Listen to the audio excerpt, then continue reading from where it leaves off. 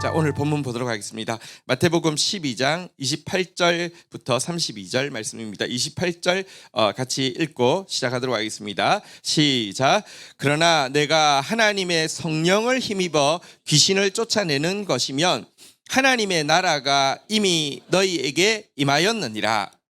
자, 예수님께서 바리새인들이 예수님이 귀신 말 못하고 보지 못하는 귀신을 쫓아내셨을 때 귀신의 왕을 힘입어서 귀신 쫓아낸 것이다라고 악담했을 때 논리적으로 그게 말이 되냐, 따라 스스로 분쟁하며 서지 못하는 것처럼 말이 안 된다 이렇게 모순을 지적하시고 나서는 그러면 귀신의 힘이 아니라 성령을 힘입어서 귀신을 쫓아낸 사건이라고 하면 이게 어떤 의미인지를 알려주고 있는데요. 그것은 이미 하나님 나라가 그들 가운데 이곳에 임한 증거라고 선언을 하고 있습니다. 여러분, 사실 이 세상은요 사단의 통치하에 있습니다.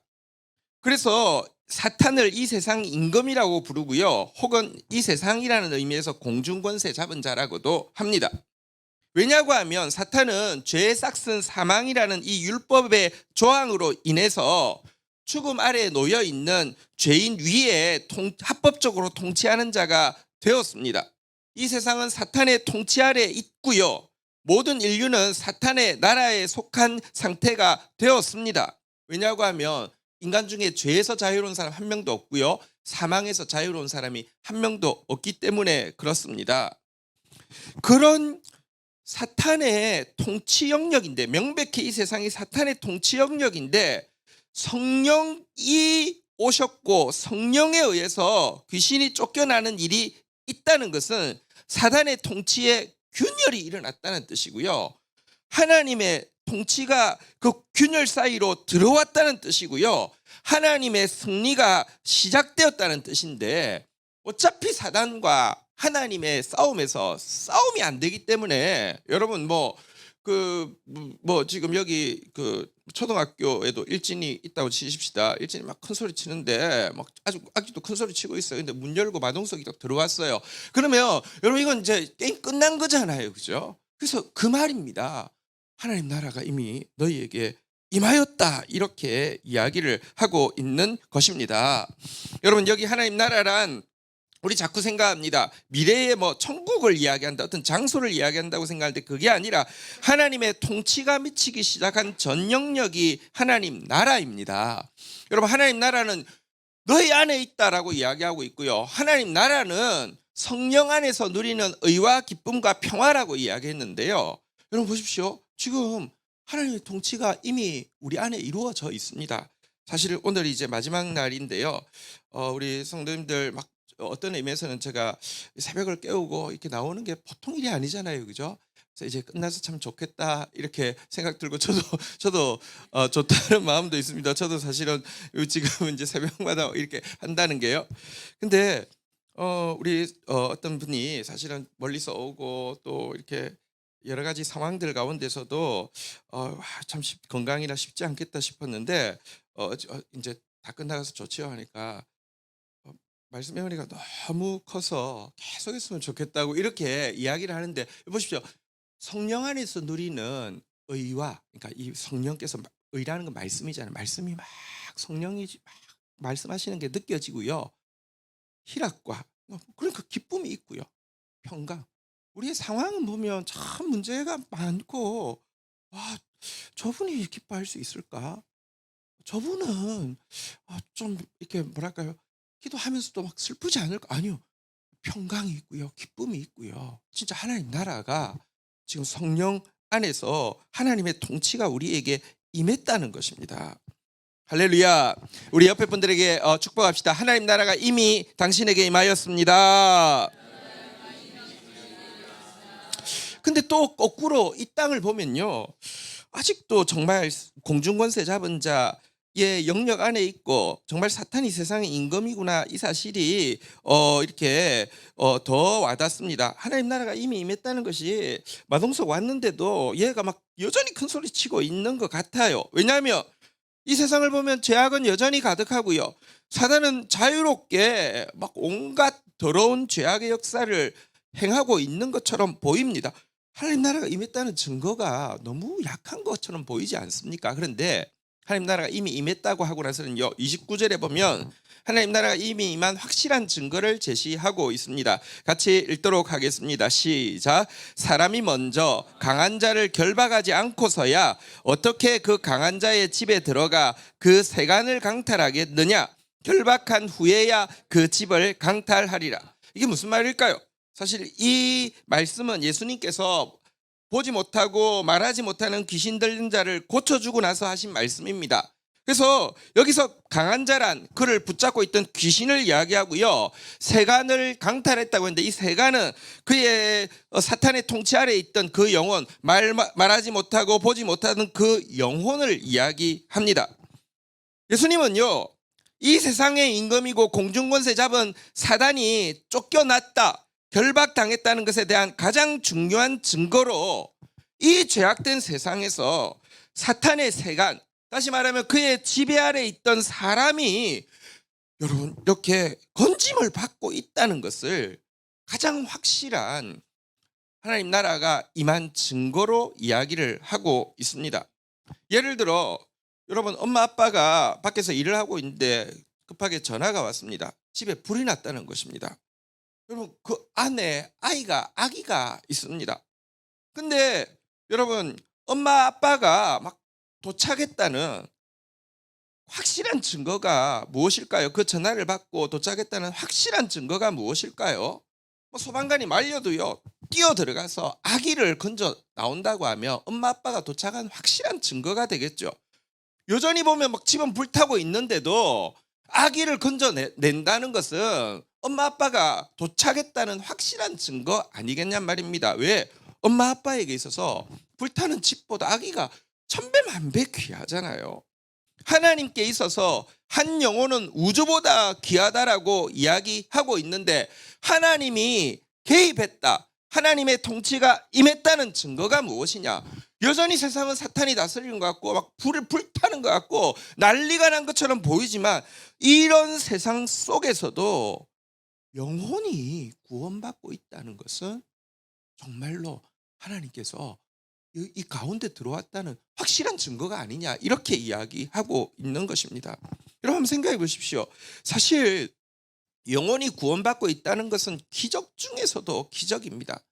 인간은 모두 하나도 예외 없이 전적으로 타락한 존재입니다. 저도 전적으로 타락했고 여러분도 전적으로 타락했습니다. 게다가 사탄이 여전히 죄에 대해서는 힘이 있기 때문에 이 세상에, 여러분 하나님이 이 세상을 다스린다는 말도 맞습니다. 아까 마동석 들어왔다 그랬죠. 근데 사탄이 다스린다는 말도 맞습니다. 죄악 가운데서 지금 통치하고 있는 사단이 있는 영역에서 여러분 전적으로 타락한 인간이 구원받는다, 이건 정말 생각할 수 없는 일입니다. 멀리 생각할 필요도 없습니다. 여러분 자신을 생각해 보십시오. 나 자신을 생각해 봅니다. 나같이 약한 자가, 의지박약한 자가, 아니 약하기만 하면 그래도 희망이 있겠는데 열어보면 나 안에 얼마나 큰 악이 있는지 스스로 느끼게 됩니다. 그런데 내가 지금 부인할 수 없이 구원을 받았고 점점 구원을 이루어가고 있는 모습 생각할 때에 진짜 기적이다, 이런 생각을 안 할 수가 없습니다. 여러분, 이론적으로는 사람이 구원받는다는 게 불가능하지만 구원받은 백성이 이 죄악된 세상, 아니 그 각 개인의 상황을 보면 정말 벗어나올 수 없을 것 같은 그 상황에서 벗어나서 사단의 결박에서 풀려져서 살아나고 있다는 거, 이게 하나님 나라가 임했다는 확실한 증거라는 것입니다. 우리가 지금 품고 중보하는 영혼들이 있습니다. 사실은 그분들 중에서 가까울수록 너무 잘 알기 때문에 저 사람은 안 될 것 같아, 이런 생각이 듭니다. 또 그를 둘러싸고 있는 환경들이 그를 하나님 앞으로 나오지 못하게 할 만큼 견고하다는 것도 피부로 느껴집니다. 하지만 여러분, 우리가 정말 기도하고 나아갈 때에 그들이 사단의 소나기에 있던 그들을 노략물처럼 빼오는 기적을 하나님은 보게 하신다는 것입니다. 여러분, 기도의 사람 조지 뮬러가 가장 친한 친구 5이 있었다고 합니다. 그들을 회심시키게 하기 위해서 몸이 건강할 때든 몸이 아플 때든 집에 있을 때든 외부에 뭐 집회를 나간 때든 무조건 기도하겠다고 날마다 기도하겠다고 결단했다고 합니다. 18개월 만에 한 친구가 회심을 하게 되었고요. 5년 지나서 두 번째 친구가 회심하게 되었고요. 6년 지나서 세 번째 친구가 회심하게 되었는데 나머지 두 명이 남았는데 조지 뮬러가 임종할 때까지 52년 동안 날마다 빠지지 않고 그 친구들의 이름을 부르면서 기도했지만 결국 회심하지 않았다고 합니다. 그런데 그 중에 한 명이 조지 뮬러의 장례식에 찾아와서 회심을 하게 되었고요. 나머지 한 명이 조지 뮬러가 죽은 지 몇 년이 못 되어서 회심해서 돌아왔다고 합니다. 사실 이게 여러분 가까운 친구일수록 말로 이렇게 한다고 안 되잖아요. 가족 안 되잖아요. 그죠? 근데 하나님 나라가 임했다니까요. 하나님의 통치가 지금도 영혼 구원을 통하여서 천하보다 귀한 영혼을 건져내는 역사를 통하여서 이루어지고 있다니까요. 그래서 우리는 기도해야 하는 것입니다. 우리 지금 품고 있는 영혼들 위해서 오늘 더 간절히 기도하고 나가십시다.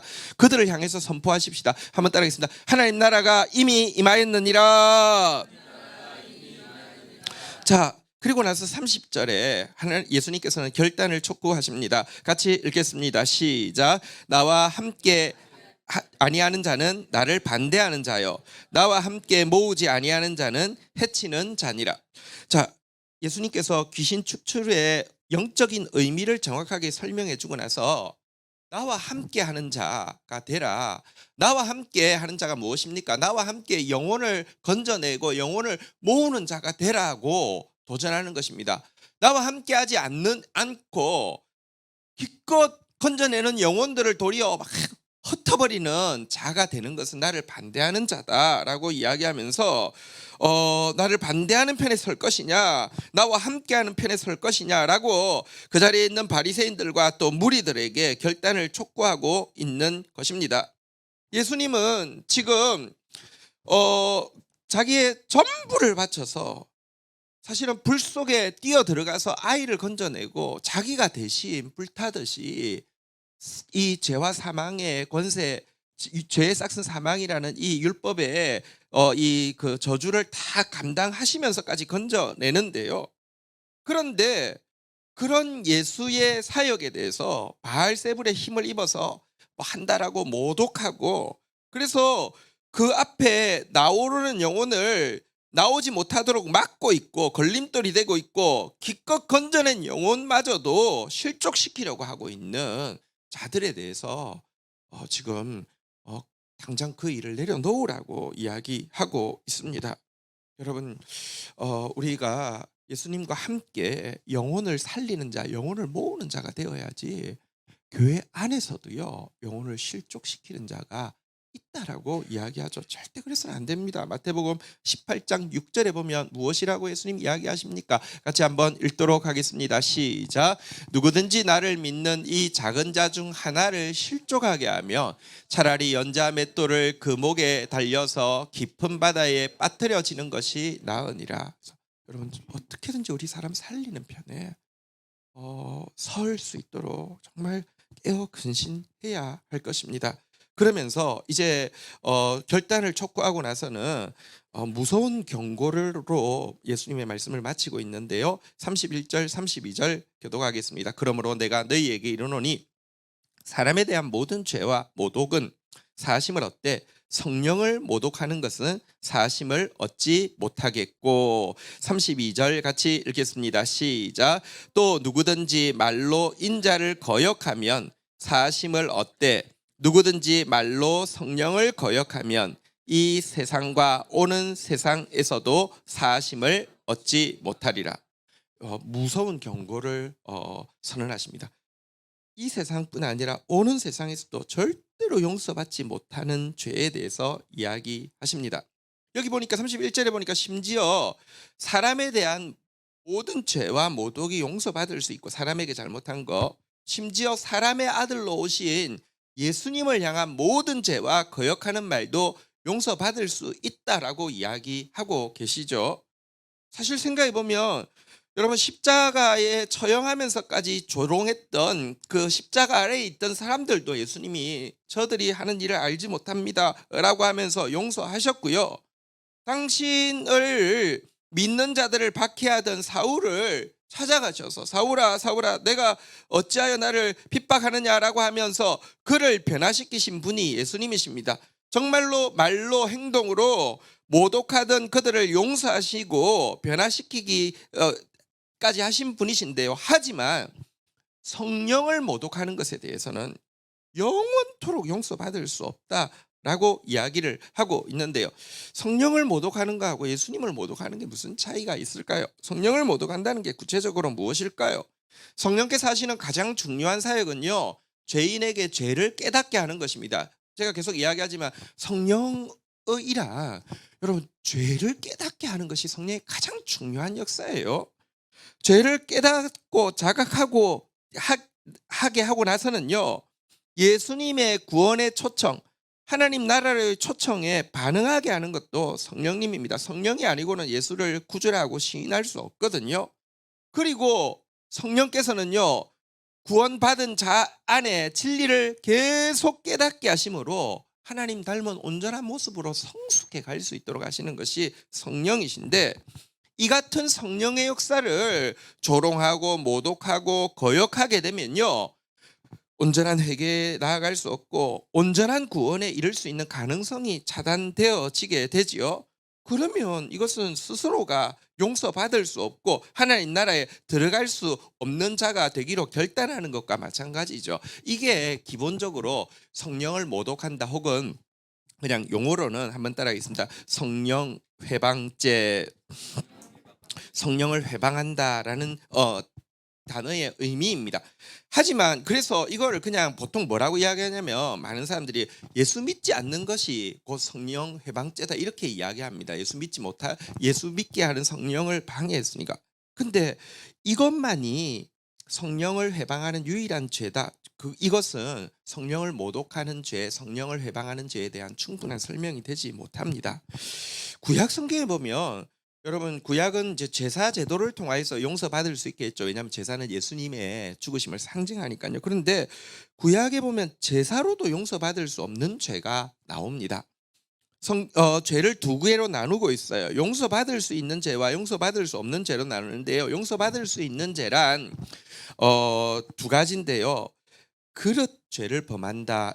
이게 표현이 참 잘 안 쓰는다는데요. 그릇 죄를 범한다, 그러니까 연약함으로 범한다, 이런 뜻입니다. 두 번째는 부지 중에 죄를 범한다, 그러니까 모르고 범한다는 것입니다. 그러니까 연약해서 죄를 범하거나 몰라서 범하는 것에 대해서는 제사를 통해서 용서받을 수 있지만 제사에도 용서받을 수 없는 죄가 있습니다. 짐짓죄를 범한다 이렇게 돼 있는데, 이거 진짜 쓰는 단어는 아닌데, 그러니까 사악하게 고의적으로 죄를 범한 것에 대해서는 이렇게 제사 제도를 통해서도 절대 용서받을 수 없다라고 되어 있습니다, 구약에. 근데 사실 여러분, 우리가 연약해서 범하는 죄, 몰라서 범하는 죄만 용서받을 수 있다고 하면 우리 모두 다 용서받을 수 없죠. 고의적으로 범하는 죄가 우리에게 있습니다. 사악해서 범하는 죄도 우리에게 많이 있습니다. 사실 여러분, 우리가 예수 그리스도가 이 땅에 오셨을 때 십자가에 못 박아 죽인 것이야말로 인간이 얼마나 사악하고 고의적으로 하나님을 거역하고 예수님을 모시기 싫어하는지를 잘 보여주는 사건이죠. 하지만 이런 죄까지 예수님이 걸머지시고 용서하시고 구원의 길을 활짝 열어주셨죠. 약해서 몰라서뿐 아니라 고의적으로 예수를 십자가에 못 박은 죄까지 용서하시고 용서의 길을 열어주셨는데, 이렇게 구원받은 사람이 다시 고의로 자기 결정으로 성령을 거역하고 거룩하신 성령을 모독하면서 음행과 탐심과 우상 숭배의 죄를 범하는 것은 신약에서도 절대 용서받을 수 없다라고 이야기하고 있습니다. 어저께인가 저기 뉴스를 보니까 어떤 무슨 저기 가출 청소년들을 위한 센터를 운영하는 목사가 실은 센터를 운영하면서 다 성폭행하고 성추행하고 했던 거예요. 그런데 하는 말이 뭐냐고 하면, 자기는 하나님으로부터 죄를 지어도 되는 권세를 받았다는 거예요. 이게 성령을 얼마나 모독하는 겁니까? 성령, 거룩한 영을 죄를 지어도 되게 해주는 성령이어서 괜찮다는 거. 얼마나 모독하는 겁니까? 우리 이 구약이 아니라 신약이죠. 신약 성경 히브리서 10장 26절 27절에 보면 너희가 진리를 아는 지식을 받은 후 짐짓이 고의 사악하게 이런 뜻이죠. 죄를 범한 적 다시 속죄하는 제사가 없고 27절 한번 읽어볼까요? 시작. 오직 무서운 마음으로 심판을 기다리는 것과 대적하는 자를 태울 맹렬한 불만 있으리라. 보십시오. 신약 시대에도요. 성령을 이렇게 내가 빛을 비침 받고 나서 예수님에 의해서 우리의 모든 죄가 용서받고 나서도 고의적으로 여러분 이렇게 행하는 죄에 대해서는 다시 용서받을 수 없다라고 이야기합니다. 에베소서 5장 5절도 볼까요? 한번 읽겠습니다. 시작. 너희도 정녕 이것을 알거니와 음행하는 자나 더러운 자나 탐하는 자 곧 우상 숭배자는 다 그리스도와 하나님의 나라에서 기업을 얻지 못하리니. 정말 하나님 이야기하면서 종교 장사하면서요. 여기 나오는 거 다 하고 있는 자들이 있어요. 막 음행, 더러운 짓, 막 그 탐욕, 우상 숭배 막 쩔어 있으면서도 당연히 자기는 하나님 천국 간다라고 이야기하는 사람들 많이 있습니다. 천만에요. 그게 바로 성령을 모독하는 것이고요. 회방하는 것이고요. 아무도 그리스도와 하나님 나라에 못 들어갑니다. 우리가 절대 성령을 해방하는 자가 되어서는 안 됩니다. 아까 예수님 결단을 하죠. 나와 함께해서 영혼 살리겠느냐. 아니면 네가 너의 말과 행동으로 성령을 모독하고 아니 그 구원받을 사람마저도 저 모습 보고는 하나님 앞에 못 나오게 하거나 구원받은 사람을 이렇게 그 사람 보면서 저래도 되나 보다 하고 그도 음행에 이렇게 우상 숭배에 이렇게 빠지게 하는 자들 하나님께서 심판하신다고 이야기하고 있는데 절대 그런 사람이 되어서는 안 됩니다. 성령을 해방하는 자 되지 않도록 두렵고 떨림으로 자기를 살펴보아야 할 것입니다. 자, 그런데 신자가 사실은 성령을 해방하는 죄까지 나가지 않는다 할지라도 여러분 그래서 우리가 성령님께서 막 내게 충만하기를 원하고 성령님의 역사를 보기를 원한다 할지라도 성령께서요 여러분 가운데 역사하지 못하게 하는 게 있습니다. 성령께서 기쁘게 여러분 가운데 충만하게 임할 수 없게 하는 게 있습니다. 그게 뭐냐고 하면 성경에 보면요. 한번 볼까요? 에베소서 4장 30절 한번 볼까요?